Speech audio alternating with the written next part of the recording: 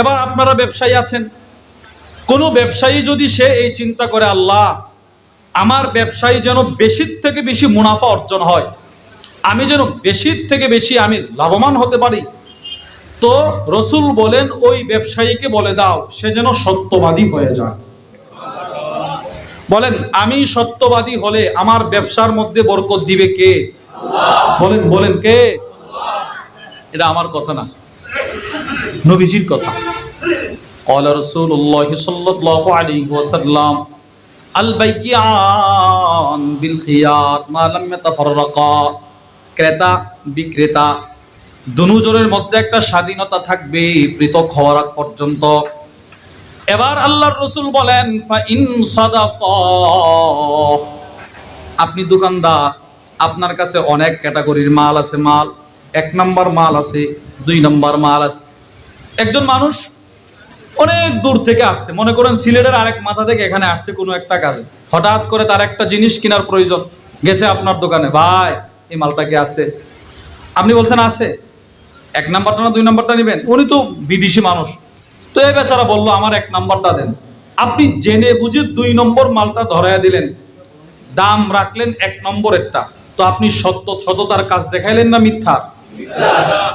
এবার রসুল বলেন মুহিকাত আন বারাকা, তোমার এই দোকানের বরকত উঠে গেছে। বলেন নাউজুবিল্লাহ। এর বিপরীত, ভাই আপনি বিদেশি মানুষ, 1 নাম্বারটা চাইছেন, নেন 1 নাম্বারটা দিলাম। এবার আপনি তার কাছ থেকে ন্যায্য পাওনাটা রাখলেন, রসুল বলেন বৌরিকা বাই বাই হুমা, তোমাদের দুজনের বেচা কেনার মধ্যে স্বয়ং আল্লাহ বরকত দিয়ে দিবেন। 1 নাম্বার প্রশ্ন, হুজুর বরকত কি? হুজুর আমি যে ব্যবসার মধ্যে সততা অর্জন করলাম, সততার সাথে ব্যবসা করলাম, বরকতটা কি? আল্লাহর রাসূল বলেন সৎ ব্যবসায়ীর 1 নম্বর বরকত হলো সে আমার সাথে জান্নাতে থাকবে। সুবহানাল্লাহ বলেন। বলেন সৎ ব্যবসায়ী জান্নাতে থাকবে কার সাথে? নবীর সাথে। বলেন কার সাথে? নবীর সাথে। খুশি হইছেন? সাহাবী নবীজির দরবারে গিয়ে কান্দে।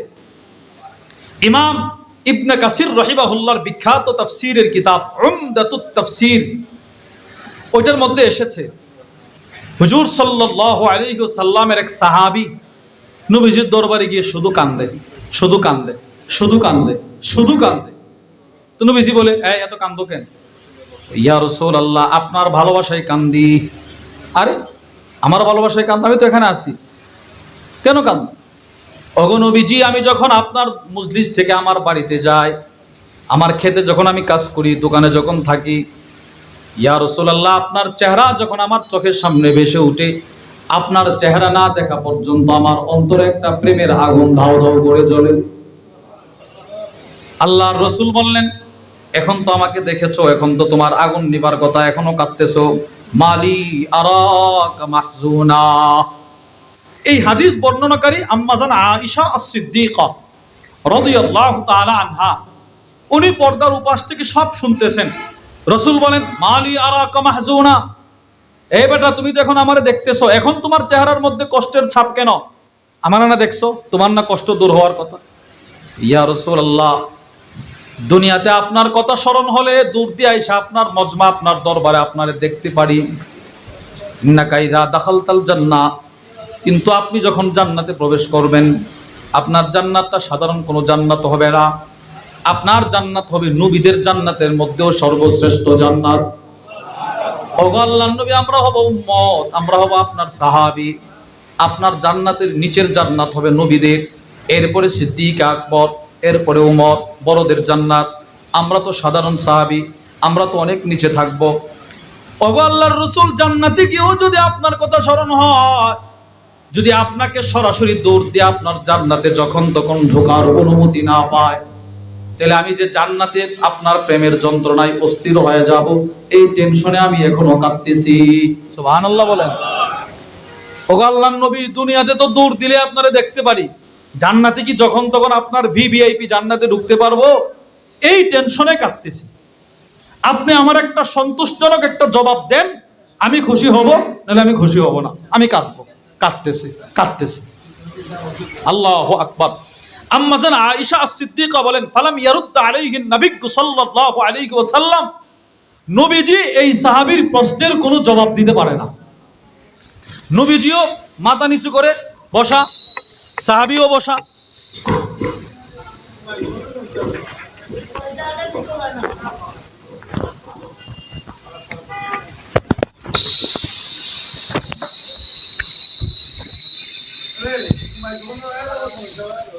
দেখেন দেখেন জ্বালাই লেছে।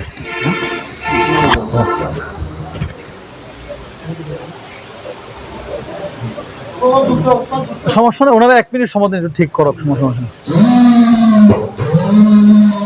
পড়েন 10 বার সুবহানাল্লাহ, পড়েন সুবহানাল্লাহ সুবহানাল্লাহ সুবহানাল্লাহ সুবহানাল্লাহ সুবহানাল্লাহ সুবহানাল্লাহ সুবহানাল্লাহ সুবহানাল্লাহ সুবহানাল্লাহ সুবহানাল্লাহ আলহামদুলিল্লাহ আলহামদুলিল্লাহ আলহামদুলিল্লাহ আলহামদুলিল্লাহ আলহামদুলিল্লাহ আলহামদুলিল্লাহ আলহামদুলিল্লাহ আলহামদুলিল্লাহ আলহামদুলিল্লাহ আলহামদুলিল্লাহ আলহামদুলিল্লাহ আল্লাহু আকবার আল্লাহু আকবার আল্লাহু আকবার আল্লাহু আকবার আল্লাহু আকবার আল্লাহু আকবার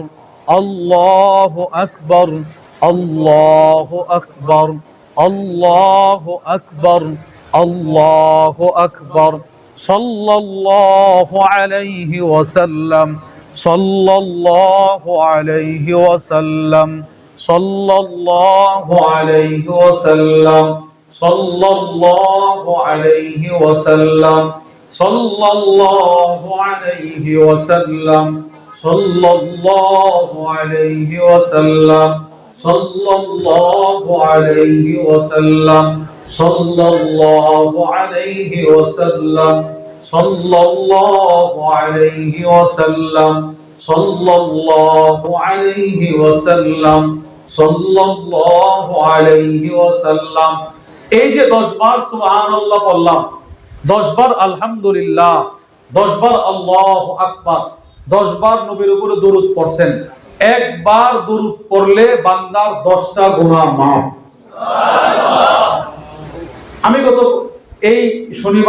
গত মাসের যে শনিবার আমাদের সিলেট ইসলামী মজলিস ছিল, আমি গাড়িতে বসে বসে ছোট্ট একটা কিতাব পড়তেছিলাম। আমাদের জামিয়া রাশিদিয়া ফেনী হযরত ওয়ালা আল্লামা মুফতি শহীদুল্লাহ, অনেক বড় বুজুর্গ, হুজুরের একটা ছোট কিতাব। ওই কিতাবের মধ্যে আমি পড়ছি নানুপুর মাদ্রাসার হযরত মাওলানা শাহ জমিরউদ্দিন নানুপুরি রাহিমাহুল্লাহ পায়ে হেঁটে হেঁটে এক জায়গায় মাহফিলে যাইতেছে। মাহফিলে কোথায় যাইতেছে বলেন? মাহফিলে। সাথে হুজুরের খাদেম। তো হুজুর খুব ধীরে ধীরে হাঁটতেছেন, একটা কদম ফেলার পর অনেকক্ষণ পর আরেকটা কদম ফেলে। তো খাদেম বলতেছে, হুজুর যেই ধীরে ধীরে হাঁটতেছেন যথাসময়ে মাহফিলের স্টেজে পৌঁছতে পারবেন না। কেন? আরো দ্রুত হাঁটতে হবে, সমত হয়ে যাচ্ছে। তো হুজুর বলেন, আমি এর চাইতে দ্রুত হাঁটতে পারি না। হুজুর এর চেয়ে দ্রুত হাঁটতে না পারলে তো মাহফিল হারাবো। এবার হুজুর কি বলে জানেন? শোনো, আমি একটা কদম ফেরার পর একবার রাসূলের উপরে দরুদ না পড়ে আমি সামনে আরেকটা কদম অগ্রসর হয় না। ভাই সাউন্ডার একটু কমায় দেন। আমি সামনে অগ্রসর হয় না।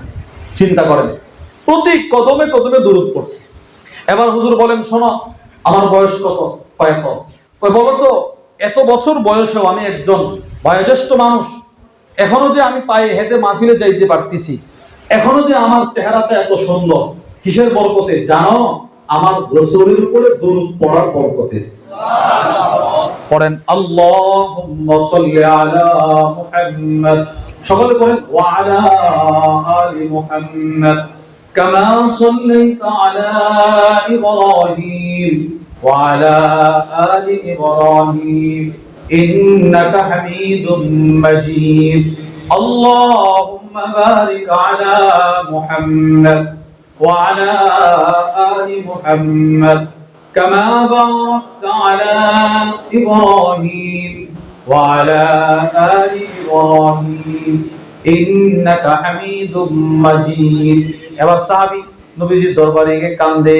রাসূল বলেন, এই বেটা, এখন তো আমারে দেখছো, ইয়া রাসূলুল্লাহ, দুনিয়াতে তো আপনার কথা মনে পড়লে দূর দিয়ে এসে দেখতে পারি, জান্নাতে, আপনার দামি জান্নাতে কেমনে যখন তখন ঢুকতে পারবো কি? ফালাম ইয়ারুদ্দা আলাইহিন নাবিয়্যু, আম্মা জান বলেন আল্লাহর রাসূল কোনো জবাব দিতে পারেন না। এই যে সাহাবী কাঁদতেছে, নবীজি মাথা নিচু করে বসা। আম্মা জান বলেন এই এক সাহাবীর প্রেম জিবরিলের মাধ্যমে কোরআনের আয়াত আনতে বাধ্য করেছে। সুবহানাল্লাহ বলেন। সাথে সাথে জিবরিল এক আয়াত নিয়ে আসছে, ওয়া মান ইউতিইল্লাহ ওয়ার রাসূল ফাউলাইকা মা'আল্লাযীনা আন'আমা আল্লাহু আলাইহিম মিনান নাবিয়্যিন ওয়াস সিদ্দীকিন। সুবহানাল্লাহ বলেন। যারা কিয়ামত পর্যন্ত সিদ্দিক হবে, সিদ্দিক মানে সত্যবাদী হবে, সত্যবাদী, ব্যবসার মধ্যে সত্যবাদী, চাকরির মধ্যে সত্যবাদী, গাড়ি চালানোর মধ্যে সততা, চলার মধ্যে সততা, ব্যক্তি জীবনে সততা, পারিবারিক জীবনে সততা, সামাজিক জীবনে সততা, সর্বক্ষেত্রে যে সততার গুণ অর্জন করতে পারবে, রাসূল বলেন সে আমার সাথে জান্নাতে থাকবে। সুবহানাল্লাহ বলেন। এবার আল্লাহর রাসূল বলেন যারা ব্যবসার মধ্যে সততা অর্জন করবে, সততা, মানুষকে ঠকাবে না, মানুষের সাথে ভালো আচরণ করবে। আচ্ছা বলেন, অনেক সময় অনেক জায়গায় অনেক মানুষ আছে যাদের দিনের বোঝটা কম, অনেক জায়গায় আছে আর কি। 6টা আপেল দিলে 1 কেজি হয়, কথার কথা। 6টা দিলে কতটুকু হয়? 1 কিলো। এবার সে যে কোনো ভাবে হয়তো একটা বক্স বানায়, বক্সটার নিচে এতটুকু মোটা থাকে, যেন 700-800 গ্রাম অথবা 200 গ্রাম যেন কমসে কম এটা খেয়ে ফেলে। এবার 5টা আপেল দিয়ে 1 কেজি দিয়ে দিল। বলেন তো ইনি এই কাজটা কেন করলেন? যেন তার মালগুলো না কমে, মালগুলো যেন, মানে এটাই তো আমরা বুঝতেছি, ঠিক না? 6টা দিলে তো মালগুলো যদি 100টা থাকে তো প্রতি কেজিতে একটা করে গেলে তো শেষ, আর একটা করে রাখতে পারলে তো সবগুলো মিলে আবার 10-12 কেজি পাবো, লাভ। এটা আমরা করি। ইমাম বদরুদ্দিন আল আইনি রাহিমাহুল্লাহ তার বিখ্যাত কিতাব উমদাতুল কারি বুখারী শরহের মধ্যে লেখেন, কোন ব্যবসায়ী যদি ব্যবসার মধ্যে সততা অর্জন করে, আল্লাহ নিজে তার মালের মধ্যে বরকত দিবে। এবার আমি তো মাল আরেকজনকে ঠগায় রাখতেছি যেন আমার মাল না কমে। রাসূল বলেন সততার সাথে ব্যবসা না করলে মাল কমবে। কেমনে কমবে? তুমি ওখান থেকে কিছু টাকা তার কাছ থেকে ধোকা দিয়ে নিছো, এমন একটা রূপ আল্লাহ তোমাকে দিবে, আনছিলাম 50 টাকা, চলে যাবে 50,000। আনছিলাম কত?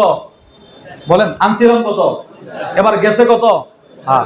এবার সততার সাথে যদি কেউ করে, আল্লাহ তাআলা কাসরাতুল মাল, তার মালগুলো আল্লাহ বাড়ায় দিবে। এটা দুনিয়ার পুরস্কার। আখিরাতের পুরস্কার কি? তিরমিজির বর্ণনা, ক্বালা রাসূলুল্লাহ সাল্লাল্লাহু আলাইহি ওয়াসাল্লাম আত-তাজিরুস সাদুকুল আমিন, সৎ ব্যবসায়ী। বলেন সৎ, মিথ্যা ব্যবসায়ী না সৎ? রাসূল বলেন আত-তাজিরুস সাদুকুল আমিন মান নাবিয়্যিন, তারা থাকবে নবীদের সাথে জান্নাতে। পুরস্কার নাম্বার 2, তিরমিজি শরীফের বর্ণনা, وعن رفاعة رضي الله تعالى عنه قال أنه خرج مع النبي صلى الله عليه وسلم إلى المصلى।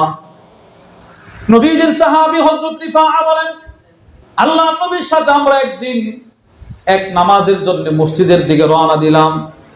ফারাআন নাস ইয়াতাবায়াউন, নবীজি তাকায় দেখে মদিনার ব্যবসায়ীরা ব্যবসা করতেছে। নামাজের সময় সকলে যার যার দোকান খুলে ব্যবসা বাণিজ্য চালাইতেছে। কিসের সময়? বলেন সবাই বলেন কিসের সময়? নামাজের সময়। আল্লাহর রাসূলের সাহাবী রিফাআ বলেন আল্লাহর রাসূল ওই মানুষগুলোর দেখা বলতেছেন, ইয়া মাশারাত তুজ্জার, হে ব্যবসায়ীরা। বলেন কি? সবাই বলেন, বলেন হে ব্যবসায়ীরা। বলেন তাহলে আমাদের এই চিকনাগোল বাজারে ব্যবসায়ী আছে না নাই? রাসূল তো এটা বলছিলেন আজ থেকে 1500 বছর পূর্বে, নবীজি দুনিয়া থেকে চলে গেছে। রাসূলের যেই কথা যে যখন শুনেছেন তখন সে মুখাতব মানে সম্বোধিত, যারে উদ্দেশ্য করে বলা হয়। যেমন আমি এখন কথা বলতেছি, আপনারা সবাই হলেন মুখাতব, আমি আপনাদেরকে উদ্দেশ্য করে বলতেছি। রাসূল যে বললেন ইয়া মাশারাত তুজ্জার, হে ব্যবসায়ীরা, নবীজি মদিনার ব্যবসায়ীদেরকে বলেছিলেন। এবার আজকে নবীও নাই, মদিনার ওই ব্যবসায়ীগুলোও নাই, এর মানে রাসূলের হাদিসও নাই। নবীজির হাদিস আজ আছে না নাই? তো নবীজি বলে গেলেন কিয়ামত পর্যন্ত এই হাদিস যত ব্যবসায়ী শুনবে তাকে মনে করতে হবে এই মুহূর্তে কেমন যেন নবীজি আমারে বলতেছে। ইয়া মাশারাত তুজ্জার, রাসূল আজ থেকে 1500 বছর পূর্বে বলে গিয়েছিল, হে ব্যবসায়ীরা, নবীজিও নাই, সাহাবারাও নাই, রাসূলের হাদিস জমিনে আজও আছে না নাই?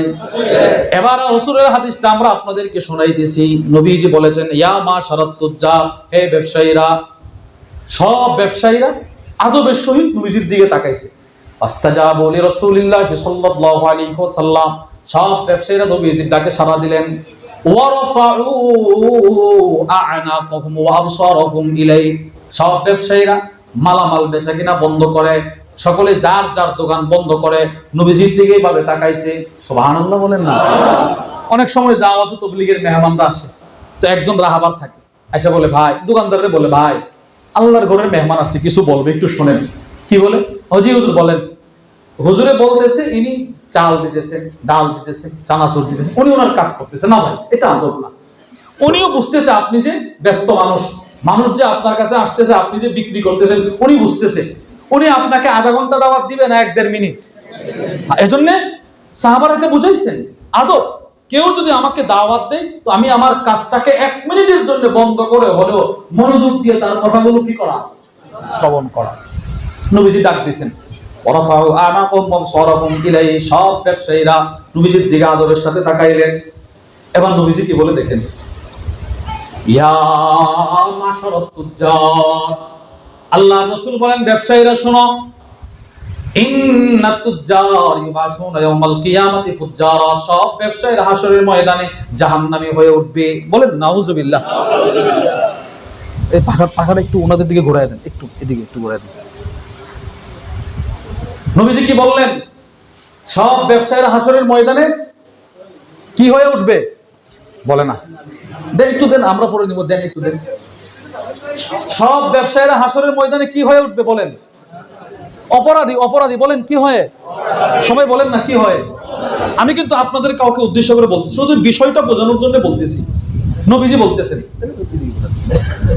ইন্নাত তুজ্জার ইউবাসুনা ইয়াউমাল কিয়ামাতি ফুজ্জারা, আল্লাহর রাসূল বলেন, সব ব্যবসায়ীরা হাশরের ময়দানে জাহান্নামী হয়ে উঠবে। বলেন নাউজুবিল্লাহ।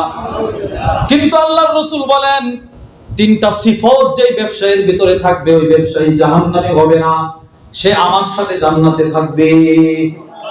বলেন কয়টা সিফত? বলেন কয়টা সিফত? 1 নাম্বার, ইল্লা মানিত্তাকাল্লাহ, যে ব্যবসায়ী তার ব্যবসা আল্লাহর ভয় থেকে তারে বাধা দেয় নাই, যে ব্যবসায়ী ব্যবসার মধ্যে আল্লাহকে ভয় করছে। বলেন কাকে ভয় করেছে? ইল্লা মানিত্তাকাল্লাহ, যার ব্যবসার মধ্যে আল্লাহর ভয় ছিল। আল্লাহর ভয়, হুজুর আল্লাহর ভয়ের অর্থ কি? ব্যবসার পণ্যগুলো সে বছরে হিসাব করছে, আমার ব্যবসার পণ্যের মধ্যে যাকাত আসছে কিনা, এবার যাকাত আসছে, কোনখানো যাকাত গুলো আদায় করলো। যার ব্যবসা তাকে আল্লাহর নামাজ থেকে, এই নামাজ পড়া থেকে বাধা দিতে পারে নাই। রিজালুল্লাহ তুলহিহিম তিজারাতু ওয়ালা বাইউন আন যিকরিল্লাহ, যাদের ব্যবসা যাদেরকে নামাজ থেকে গাফিল করতে পারে না, ওই ব্যবসায়ী আমি নবীর সাথে জান্নাতে থাকবে। সুবহানাল্লাহ বলেন। 2 নম্বর গুণ, ওয়াবাররা, যেই ব্যবসায়ী তার ব্যবসার ফাঁকে ফাঁকে আল্লাহকে ভুলে নাই, আল্লাহর জিকির করেছে। সুবহানাল্লাহ সুবহানাল্লাহ সুবহানাল্লাহ সুবহানাল্লাহ, সকলে পড়েন সুবহানাল্লাহ সুবহানাল্লাহ সুবহানাল্লাহ সুবহানাল্লাহ সুবহানাল্লাহ সুবহানাল্লাহ, আলহামদুলিল্লাহ আলহামদুলিল্লাহ আলহামদুলিল্লাহ আলহামদুলিল্লাহ আলহামদুলিল্লাহ আলহামদুলিল্লাহ, আল্লাহু আকবার আল্লাহু আকবার আল্লাহু আকবার আল্লাহু আকবার আল্লাহু আকবার আল্লাহু আকবার। বলেন পড়বো তো ইনশাআল্লাহ? আচ্ছা, আমার দোকানে এখন কাস্টমার নাই, আমার এখন কাজটা কি? আমি তাসবিহ পড়বো। তাসবিহ একটা আশ্চর্যের কথা শুনেন। ইমাম শামসুদ্দিন যাহাবী রাহিমাহুল্লাহ তার বিখ্যাত কিতাব সিয়ার ও আলামিন নুবালার মধ্যে লিখেছেন, কোন ব্যবসায়ী যদি আল্লাহর জিকিরের রঙে নিজেকে রঙিন করতে পারে, নামাজ রোজা হালাল হারাম বাইসা জিকিরের কোণে যদি নিজেকে গুণান্বিত করতে পারে, ওই ব্যবসায়ীর বরকতে আল্লাহ তার পুরো এলাকাকে আযাব থেকে রক্ষা করবেন। একজন বড় ব্যবসায়ী ছিলেন যার নাম হামজা ইবনে হাবিব। একদিক থেকে তিনি ছিলেন ইলমুল কিরাতের ইমাম, সুবহানাল্লাহ বলেন সুবহানাল্লাহ। ইলমুল কিরাতের ইমাম, কেরাতের ইমাম ছিলেন হামজা ইবনে হাবিব। অপরদিকে ইনি একজন মুহাদ্দিস, আরেক দিক দিয়ে তিনি একজন ব্যবসায়ী, সুবহানাল্লাহ বলেন। এবার ব্যবসায়ী কেমন? কানা ইয়াজলিবু যাইতা মিন হুলওয়ান ইলাল কুফা, তিনি ইরাকের হুলওয়ান থেকে কুফা দুই জায়গায় মালামাল কাঁধে নিয়ে নিয়ে ভার দিয়ে দিয়ে বহন করে করে বিক্রি করতেন, সুবহানাল্লাহ বলেন। ইমাম জালালউদ্দিন সুয়ুতি বলেন, ইমাম শামসুদ্দিন যাহাবী বলেন, ওয়া কানা রাফিআদ দিক, ইনি সাধারণ কোনো ব্যবসায়ী না, তার ব্যবসার মধ্যে তার ব্যবসার ধরন ছিল মালামাল কাঁধে নিয়ে নিয়ে তিনি শুধু জিকির করতেন, জিকির করতেন, জিকির, সুবহানাল্লাহ বলেন। তিনি মালামাল গুলো কাঁধে নিয়ে নিয়ে পড়তেন সুবহানাল্লাহ সুবহানাল্লাহ সুবহানাল্লাহ। মানুষগুলো সপ্তাহের পর সপ্তাহ অপেক্ষা করত তাসবিহ জিকিরকারী সেই ব্যবসায়ী আমাদের দিকে আসে কিনা, তার মালগুলো বড় ভালো, সে 2 নম্বরই করে না, যার মুখে আছে জিকির সে কখনো আমাদেরকে ধোঁকা দিবে না, তার মালামাল নেওয়ার জন্য মানুষ অপেক্ষা করত, সুবহানাল্লাহ বলেন। এবার ইমাম শামসুদ্দিন যাহাবী বলেন, ওই ব্যবসায়ীর জমানাতে বড় একজন আলেম, নাম তার আহমদ ইবনে ফজল, তিনি বলেন, আন্নাল্লাহা ইয়াদফাউল বালা আন আহলিল কুফা ইল্লা বিহামজা ইবনে হাবিব, আমি সাক্ষ্য দিচ্ছি আল্লাহ তাআলা যদি কুফা নগরী থেকে কোন বান্দার কারণে আযাবকে ঘটায় দিতে পারে, তাহলে এই ব্যবসায়ীর বরকতে আল্লাহ আযাব করে সরায় দিবেন, সুবহানাল্লাহ। তাহলে এবার বলেন, জিকিরকারী ব্যবসায়ীর দাম আরশে আজিমে আছে না নাই? বলেন আছে না নাই? তাহলে এই ব্যবসার ফাঁকে ফাঁকে তাসবিহ পড়ব তো ইনশাআল্লাহ। রাসূল বলেন, 3 সিফত যার ভিতরে থাকবে সে জাহান্নামী হবে না, ইল্লা মান ইত্তাকাল্লাহ, যে ব্যবসায়ী তার ব্যবসার যাকাত দেয়, যে ব্যবসায়ী তার ব্যবসার ফাঁকে ফাঁকে নামাজ শেষ করে না, নামাজ সে ছেড়ে দেয় না,